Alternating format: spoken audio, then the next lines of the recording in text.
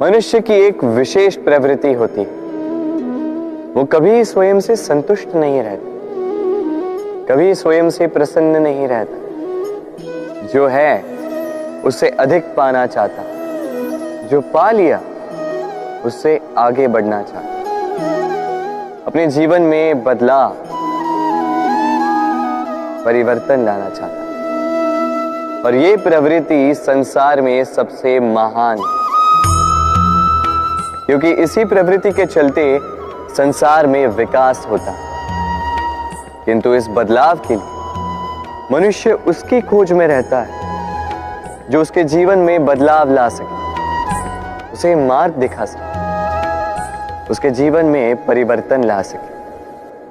और इसके लिए मनुष्य संसार भर में उसे खोजता है जो उसके पास है।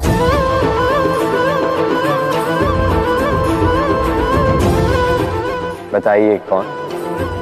यदि कोई आपका जीवन बदल सकता है तो दर्पण देखिए। वो आप स्वयं है जो आपका जीवन बदल सकते हैं। वो आप स्वयं है जो स्वयं को मार्ग दिखा सकते हैं, जीवन में बदलाव ला सकते हैं, परिवर्तन ला सकते हैं।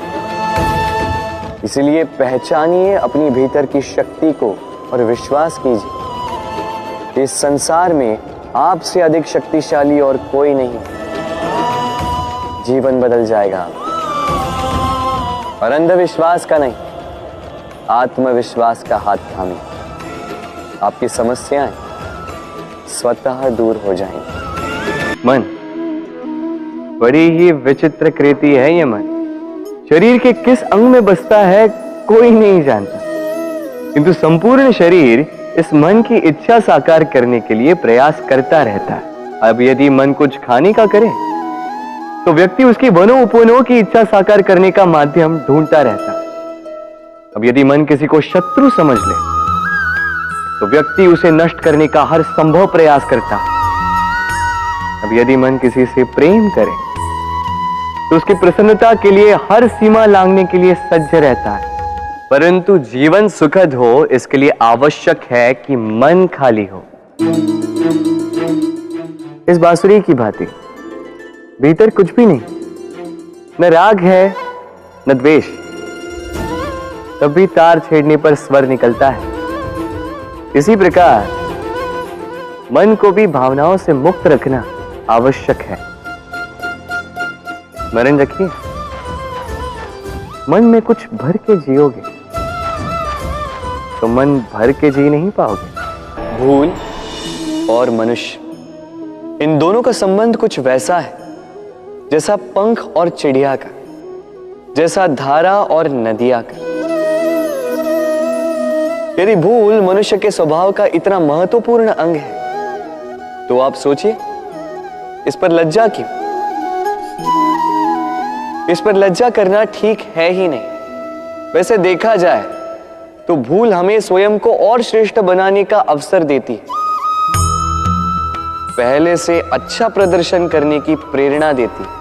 अब कदाचित आप में से कुछ इस बात से सहमत नहीं हो, क्योंकि बहुतों की दृष्टि में भूल दोष को जन्म देती, दोष अपराध को, और अपराध के लिए क्षमा नहीं दंड मिलना चाहिए।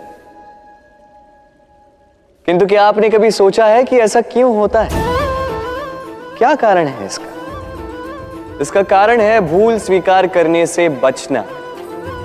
यदि आप कोई भूल करोगे और उसे स्वीकारोगे नहीं तो वो भूल दोष में बदल जाएगी और वो दोष अपराध।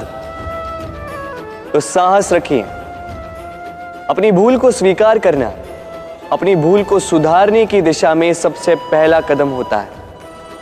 और स्मरण रखिएगा, यदि कुछ अपराध है तो वो है समय पे अपनी भूल ना स्वीकार।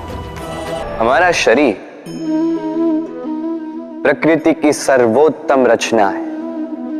जो अंग, जो तत्व हमें मिले, उन सब का अपना अपना एक संदेश है। दो आंखें दी हैं देखने के लिए, दो कान दिए हैं सुनने के लिए, नथुने भी दो हाथ दिए हैं दोहरा परिश्रम करने के लिए, किंतु जीव केवल एक। उस पर भी नुकीले बलिष्ठ दांत दिए उनकी रक्षा के लिए। कभी सोचा है क्यों?